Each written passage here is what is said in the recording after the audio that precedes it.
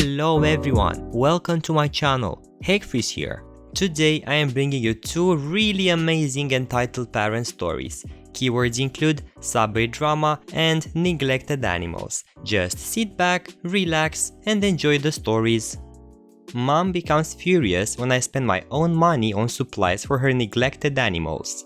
So, I had this neighbor who seemed to like me for whatever reason. Sometimes I went to her house to babysit her kids, but this story is really about her pets. I question whether or not she loved her animals, but I know for a fact that she loved having animals. At the time of this story, she owned one cat, one beagle, one fish, one hedgehog, and one gecko. There are so many little stories I could tell about this woman, who we will henceforth call EM. Like the guinea pig she used to have several years ago. Her kids grew tired of it quickly and she gave it to me. The poor thing looked rather sick when my mom brought it home, and one can imagine my 10-year-old shock when it sadly passed a month later. Rest in peace, little buddy. Another time, my mom was house sitting for EM while she and her family were on vacation. And when she brought me along to walk their dog, we were horrified to discover that her claws were so overgrown that they had curled over her paws and were digging into her pads. My sweet lovely mom rushed the dog to a vet where her feet were promptly trimmed up and doused in an antibiotic to prevent infection where the claws had grown into her paw pads. My mom contacted DM to let her know about the situation. And not only was she aware of her dog's condition, she screamed at my mom because she knew how to take care of an animal, and how dare my mom tell her how to care for her pets. But anyway, this story takes place a few years ago. I've always been a responsible kid, so when EM asked me to house sit for her, I was elated. She was going to pay me, and I was going to be able to properly take care of that dog, whom I knew spent 90% of her time in this tiny kennel in the living room. I would watch the house for 5 days, during which time the family would be on vacation. Day 1. I go inside to feed the cat before leashing up the dog to go on a walk. EM had told me I was allowed to do so, but I didn't need to, because I knew that she barely ever went outside if it wasn't to use the bathroom and go right back to her kennel. After coming back from the walk, I check up on the hedgehog, who immediately curls up and begins hissing before I can even undo the latches on her tank, which was really just a storage bin with wire mesh zip tied across a hole in the lid so as to prevent the heat lamp from melting the bin. Her litter box in the corner was so full that she had defecated all over her enclosure, which is unusual as hedgehogs can generally be potty trained, like ferrets and some other small mammals. I spent the next half hour cleaning up the poop and leave one of my socks in her tank in the hopes that she became used to my scent and I wouldn't stress her out when I checked up on her the next few days.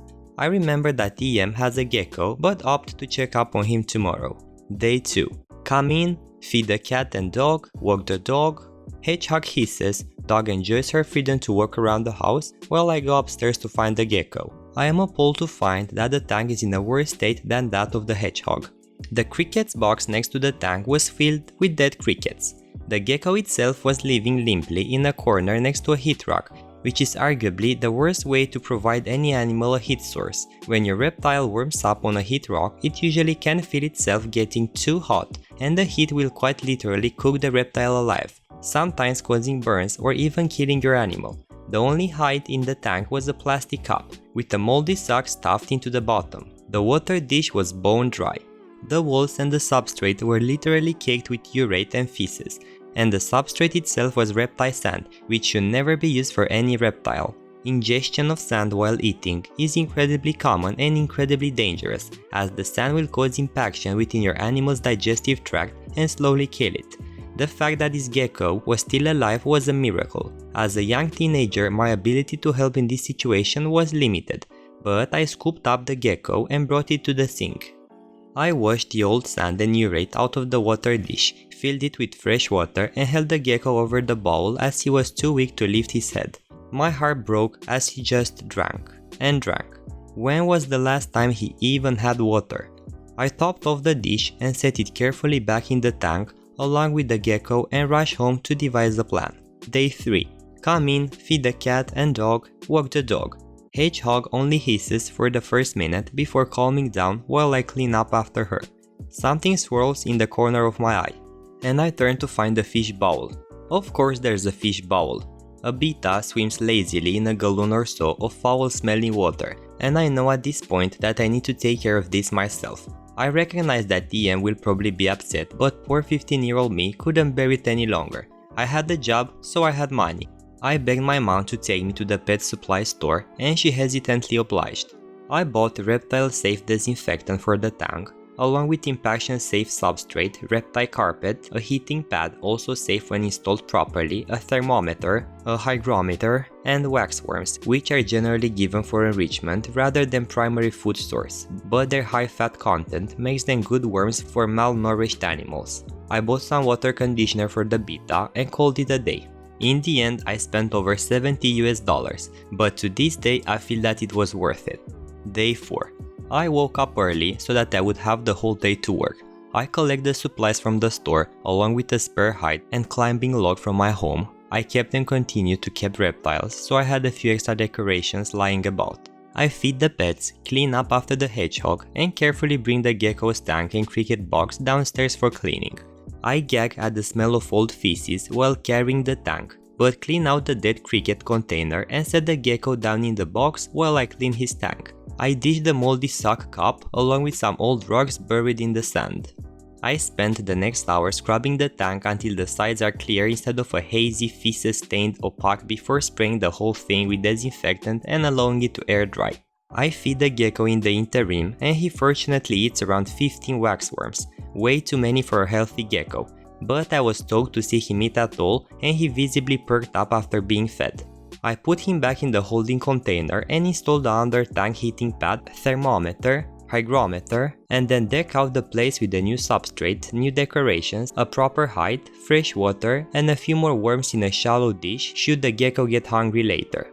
I set the new tank on the counter, make sure the heating pad is warming the substrate properly, and set the gecko down in the tank where he crawls into his new hide and drifts off to sleep. I spent the remainder of the morning doing the same with the PETA's tank, scooping him into a glass before pouring out the sewer water he was living in and thoroughly washing the pebbles and fake plants in the bottom of the bowl. I conditioned the new water, pour some into PETA's glass so any temperature change won't kill him, and give him some pellets from the shaker next to his newly cleaned bowl. Everyone seemed happy, and I felt so good to help those poor pets live slightly better lives for at least a few days. Day 5. Sure enough, the gecko and the fish have perked up overnight and both eat readily when I drop food into their tanks. The hedgehog still hisses because she was never properly socialized, but she pokes her nose out of her plastic house to sniff at my hand. It's the little victories. The dog and the cat eat, the dog enjoys a walk, and I watch the gecko poke around his new clean home with around 10 times the energy he had when I first saw him. I text EM to let her know I cleaned up the tanks, and her response, "Fine." You know, it was fine. I felt responsible and proud, and I helped out. And damn it, I was going to feel happy about it. The aftermath. Oh god, the aftermath. EM and her family get home and EM confronts my mom about how inconsiderate and disrespectful I was. Mom explained that some rude words were used but never ended up telling me what exactly she said. Even so, my understanding was clear. EM was furious that I had dared question her ability to take care of her animals and made it clear to my mom that I was never to babysit or house sit for her ever again. This lady was so upset at me that she paid my mom instead of me because she didn't want to see my face. A direct quote according to mom. Side note, I struggled and continue to struggle with some mental health problems, and without getting too into detail, I was visiting one of my therapists a few days later when my mom received a text from the EM. She had returned every item I bought for those pets. She wrapped up the heating pad, which attaches to the tank, via an adhesive which was effectively ruined when she peeled it off, and set it on my porch along with the reptile carpet, the decorations, the hide, and the tank disinfectant. I felt devastated. Not because of EM's repulsive pride, but because I couldn't help her poor animals. And now I couldn't even house it because that detestable woman no longer trusts me to take care of those pets the right way. I can only hope that the poor gecko died shortly thereafter, because I still can't bear the thought of any animal continuing to live under EM's care. Yeah, I know that it may not be a huge deal in the long run, but I just wish I could have made a difference in that gecko's life. I'm still very passionate about animal welfare, and it pains me to be helpless in situations where some innocent animal is being neglected or mistreated because that animal has no control over its life. I feel that it's our responsibility as humans to care for the lives around us, whether those lives are in captivity or in the wild. EM and her family ended up moving, good riddance, and I ended up buying a leopard gecko of my own in the months after the incident, given that I had the supplies. His name is Yoshi, and I'm grateful that he lives in a good home with a human who loves him. Let my boy play with your daughter's hair. Okay, so this didn't happen to me, but I saw it happen on the subway. Cast: EK and title kid, EM and title mom, G girl, GM girl's mom. So, on the subway today there was a mom with her daughter, and behind them was another mom with a 3 or 4 years old son, EK. EK got bored and turned around and started playing with G's hair. G tried to move away from EK, but the subway was pretty full, so there's not really anywhere she could go. She even told the kid to stop. EK sat back down for about 2 minutes until he got bored again and groped G's hair. G said something along the lines of, "Mom, he's pulling my hair." Of course, GM told the kid to leave her daughter alone. 2 minutes later, he groped her hair again. GM asked EM to tell her kid to leave G alone, and EM snapped. I kid you not. She aggressively said, "Who are you to tell me what my son needs to do? He can do whatever he wants. You are not his mom." And EK yanked G's hair to the point that she screamed. GM, "Can't you see that your kid is hurting her?" At this point, G was crying on the floor. EM, "My son is bored. Let him play with your daughter's hair." I kid you not, she said that. EK, "Mom, I'm bored." EM, EK, calm down. I'm sure we will sort this out soon. to GM, If you give him your phone for the ride, he'll leave her alone. GM, what the hell? I'm not giving your kid my phone, and I'm not letting him play with G's hair either. To G, let's go sit somewhere else. And they moved to like the other end of the subway. When they were leaving, EM yelled after her, "You heartless bee." The kid was moaning and complaining for the rest of the ride. I'm just glad I got out 2 stops later. EM and EK also got a lot of dirty looks from the other passengers for the rest of their ride. Alright guys, that was everything I had for today. I will be back tomorrow with more fresh stories. Also, don't forget to leave a like if you have enjoyed the video and subscribe. Have a nice day.